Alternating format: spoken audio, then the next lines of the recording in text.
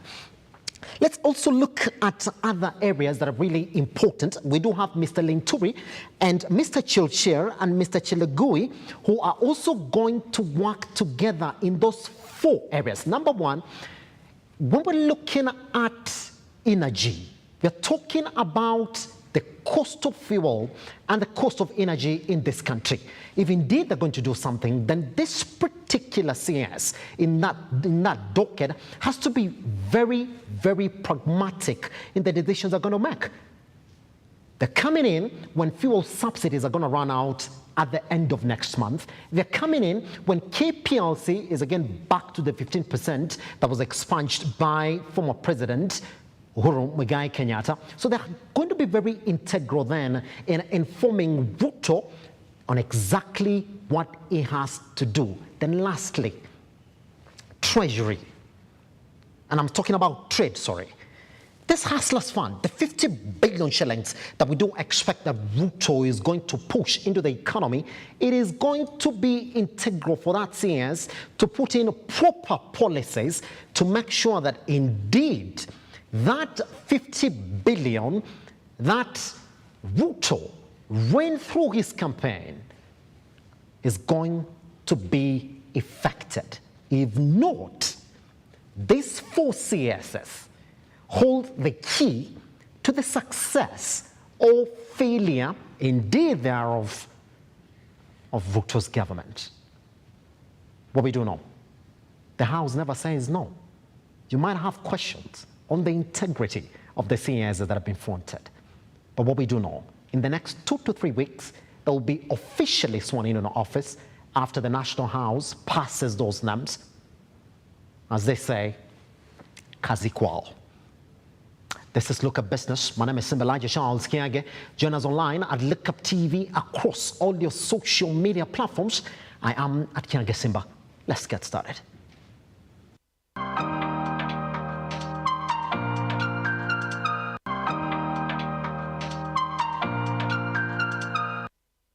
2 weeks after he was sworn into office as the 5th President of the Republic of Kenya, President William Ruto officially unveiled men and women who will work with him in his cabinet. The President named his close ally ANC party leader Musalia Mudavadi in the powerful position of Prime Cabinet Secretary. Musalia will work closely with the office of the President and that of his deputy. Let's take a look at other Kenyans who have been appointed by President William Ruto in various ministries.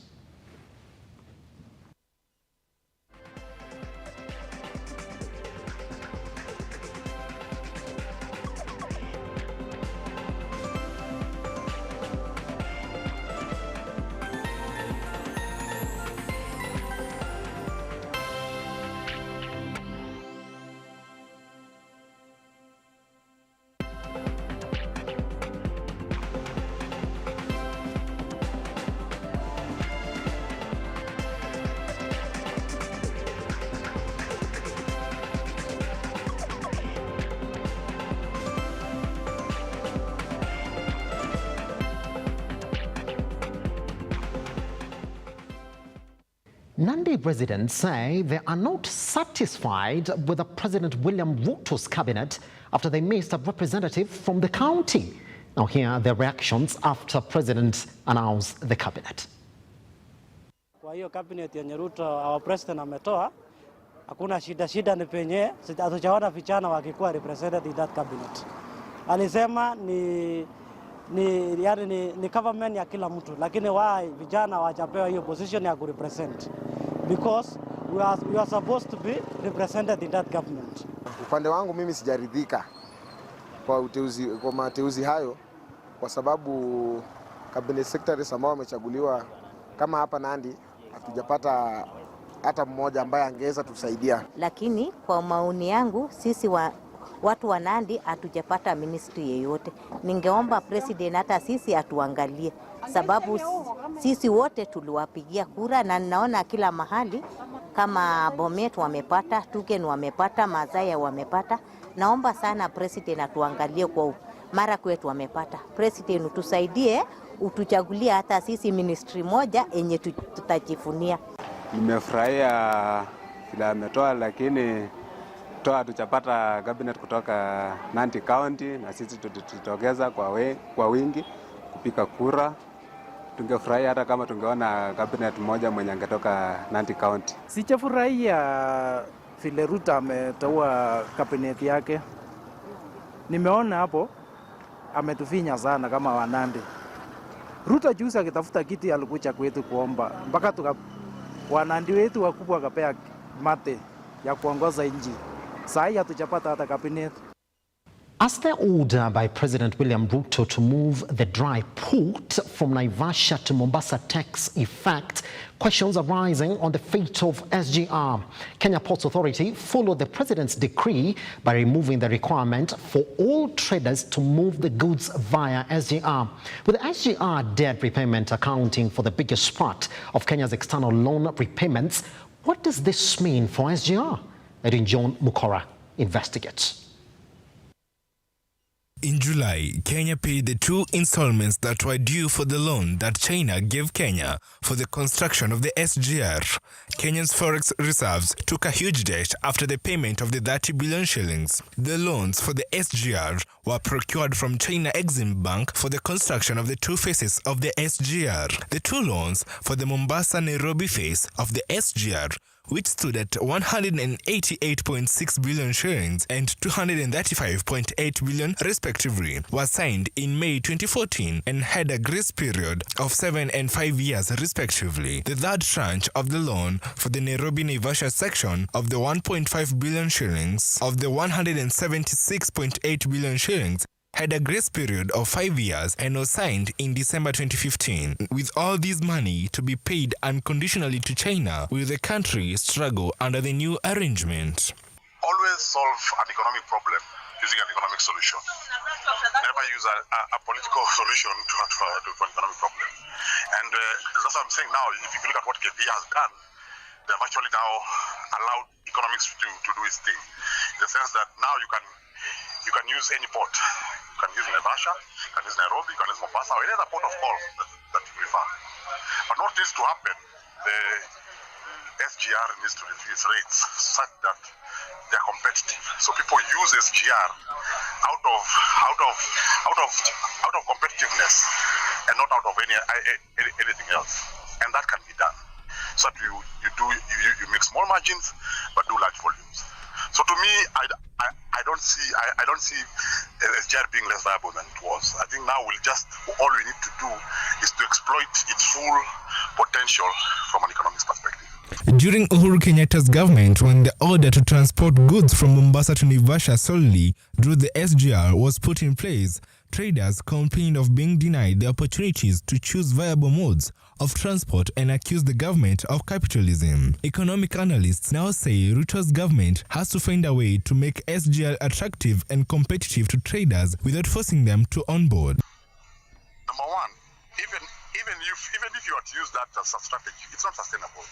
You cannot force rates that are out of market for you to do whatever it is that you want to do that revenue. The viable solution, as I said, is to make the rates competitive, and that can be done, and still pay China. Remember, these are terms that are negotiable. If the reality on the ground is different, it's different. You just sit with your creditor and work out new terms, and I don't think that can be a problem.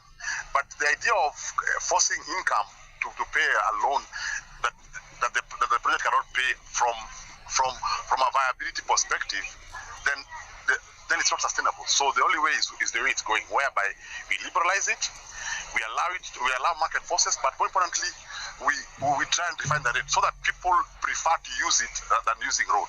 Because at the end of the day, a businessman is making a financial decision. So we have to appeal to that. Analysts are adamant that the fate of the promising Naivasha Industrial Park has not yet been condemned by the transfer of the port, with majority arguing that it will still be possible to run both ports in the country. I think the solution will be anywhere between us getting a competitive rate that can be able to replace the income that it's already receiving, or negotiating that facility to fit what we can collect. It's either of the two. Is the port of Mombasa. All that had happened, we had literally consigned all goods, all clearance to be done from Naivasha. Now that has been liberalized. So you now are free to use the port you want to use. So Naivasha has its competitive advantages. Mombasa has its competitive advantages. Nairobi has its competitive advantages. It is those that we must exploit. So if we have industrial parks in Naivasha, then they will attract traffic for SGR, for bringing the raw materials and for shipping out the finished goods. As Ruto chairs his first cabinet meeting, the SGR issue weighs heavily on his mind, even as Coastarians celebrate the return of business in the city. Edwin John Mokora, Look Up Business. Kenya Power has announced plans to phase out diesel and petrol-powered vehicles in its fleet in favor of electric vehicles. The power utility firm has set aside 40 million shillings in the current financial year that will be used in the purchase of 3 electric vehicles.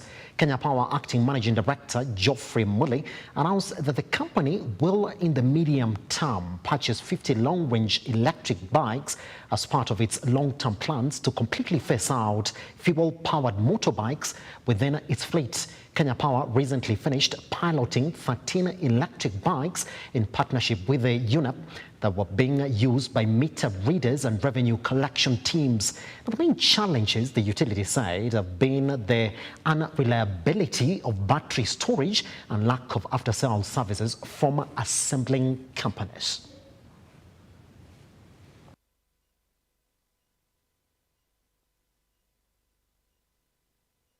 Nakuru County marked the World Tourism Day celebrations by showcasing the diversity in culture and business in the county.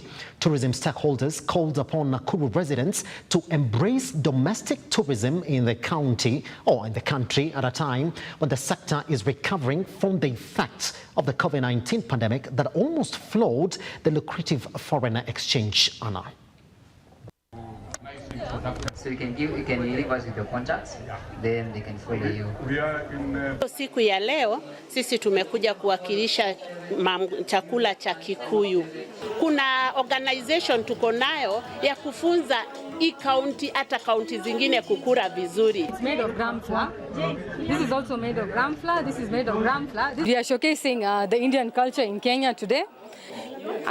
This day is very, very important because it shows the importance of the Indian community in Kenya, and it gives us a chance to represent what we are doing for Kenya as citizens. I've seen that snails ni kitu haijakubalika ndani ya roho zetu, but it is a wild animal like any other wild animal. At the same time, it's something that can be consumed, and it has been consumed in the West African countries and as well as the Asian countries, even in so many countries in Europe. Na ni vyema kusema kwamba mtalii sio vile ambavyo tulikuwa tukijua kwamba mtalii lazima atoke nchi ya nje, lazima akuwe na ngozi tofauti, lazima apande hizi magari zimefunguliwa juu. Mtalii ni mimi na wewe. Manake ukiangalia hata wale ambao wanaeleza kuhusu utalii, mtu yote ambaye ametoka kwake ameenda mahali ambapo sio kwake zaidi ya masaa 6 anakuwa mtalii. So sisi ndio watalii na wale wako nyuma yangu hapa ni watalii ambao tuko hapa Nakuru kusherehekea siku hii. Na tunaisherehekea wakati tumekuwa na wakati mgumu sana wa corona. Kutoka mwaka wa 22 au 20 na 21 hatukuwa na ile movement. Ndege zote zisimamishwa, hakuna watu ambao walikuwa wanatoka nje. So tukajua nini? Tukajua kwamba tukitegemea watu wa nje hatutatoboa. Kula.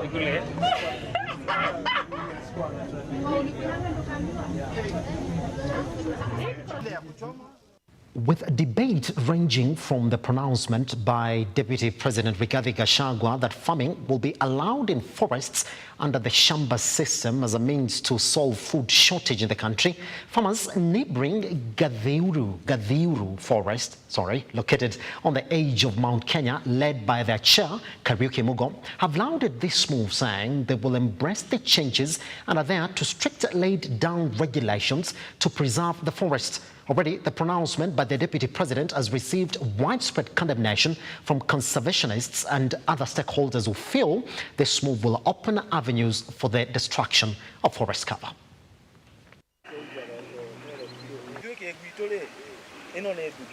Lakini hiyo indigenous trees haiwezi kuwa bila kulimiwa, haiwezi kuwa bila kupandwa, kwa sababu tunaona viwanja mingi sana huku kwa hii station yetu wanangojea imea hiyo indigenous haimei, wanaingojea haimei. Kuna Davivi, kuna Nduthi haimei, na ni mingi sana, na iko hata sasa. Ukienda mahali tumepanda indigenous na tumelimia na tumekubalika tulime, hiyo miti unakuta ni mzuri sana. So unakuta wakubwa tofauti. Kuna mwenye anakuja anaambia nyinyi mtokee. Kwa hiyo miti ya indigenous mkitokea ikiwa na miaka 3, hiyo miti bado ni kidogo. Wanyama, ng'ombe, buffalo, ndovu wanakuja wanaanza kukula ile miti. Wanakula hiyo miti, na hiyo miti iko hapa ng'ambo, wanaikula yote. Wakicha ikula unakuta hakuna miti imebaki, mmetumia pesa mingi sana. Niko na uhakika itamea 100%. Kwa maana ukienda kwa kichaka kingine tumepanda na hakuna miti yenye imekomaa huko. Lakini hapa tukilima tuko na uhakika ati mali tumelima na miti tumepanda hapo inaenda haraka. Lakini wakati inapaliliwa naweka fertilizer na inakuwa haraka. Sababu ukiona hii imepandwa hapa iko na karibu miaka 2. Karibu tutokee ni miaka 3 inaenda tutokee. Si unaona miti ni kubwa. Ndio sababu tunataka kulima.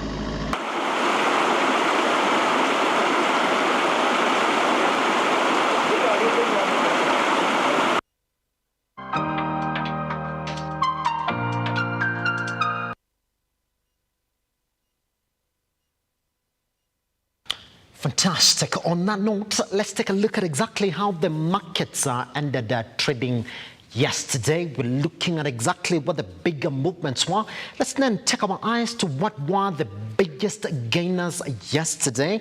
In as much as the markets are concerned, we're looking at that response then to the cabinet secretaries who've been appointed. And I will tell you, yes, the market can react to news like that. But the way things are going, looks as if things are perfectly fine. All right, let's look at the biggest gainers from yesterday. Let's see what are the biggest shifts in that particular one as well. But again, not so much. The biggest, the new entrant here is CIC as well. And you can see that it's coming with 2 shillings and 9 cents. That's still low, to be honest, if you look at it. And then that is a 3.98% change. The rest of them, they've been there this week, and we do expect that this list is going to be looking like this to the entirety of Friday ends of trading. But then you can say CIC is one of those hot and cold stocks at the NSE, especially when you're talking about the insurance sector. I mean, you never know how it goes. Some are gaining, some are losing.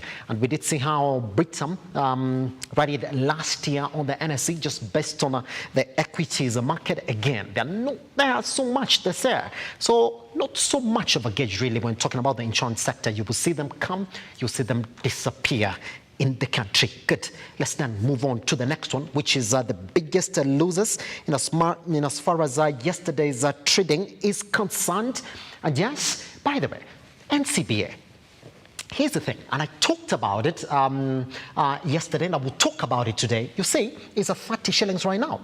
They should be around 33 shillings. That's when you will say that they're doing good. So that on-off of NCBA is expected to continue this week, by the way, because this is the market reacting from the interim dividend that they did announce, which was separate from what the rest of the banking quarters did do on the NSE. And you can actually see Portland Cement is back on that as well, again, 7 shillings. Capture again, were the biggest gainers yesterday. Now, again, back to where they belong, 119, representing 4% change. And you can see from the biggest loser to what is the list loser there on the top 5, not so much of a change as well, because from NCBA to Capture One, then you have only 4% change, so not so much really in that as well. Let's close this analysis by looking at the big boys. The ones who moved yesterday's trading by volume.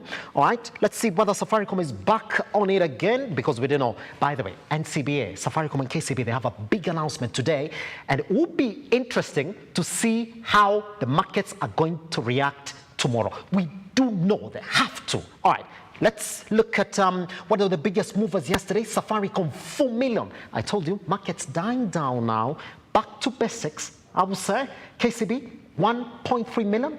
Kenjan, 1 million, and we can see equity closing that at 660,000. KPLC not there anymore, and we can see KCB back, but the KCB has been quite strong this week as well. And that announcement that we expect today from Safaricom, KCB and NCBA, in as much as financial inclusion is concerned, by the way, it's only 23 minutes away for that event at Norfolk to start, is going to be the shaper for the rest of this week's trading.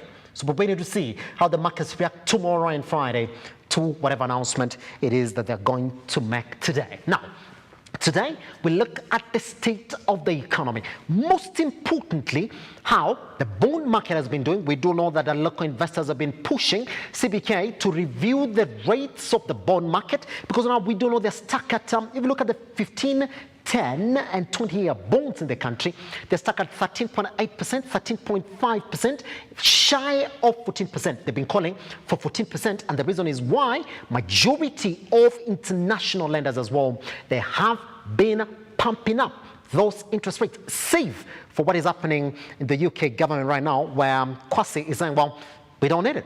And IMF has already spoken about that. But the rest of them, the interest rates have been on the rise. Is it time that the Central Bank of Kenya comes in and reviews these interest rates for the local bond market? That and many more on the state of the economy once we come back.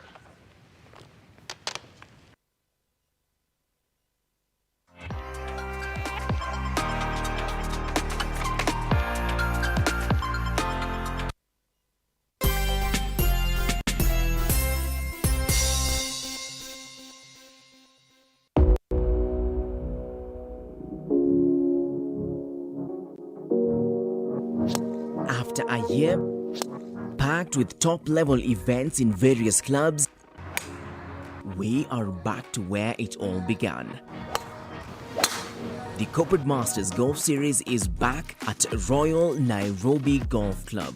Golf is really growing in Kenya also. With a touch of luxury, presented by Fumba Town. Make it possible to own your own beachfront property all the way in Zanzibar.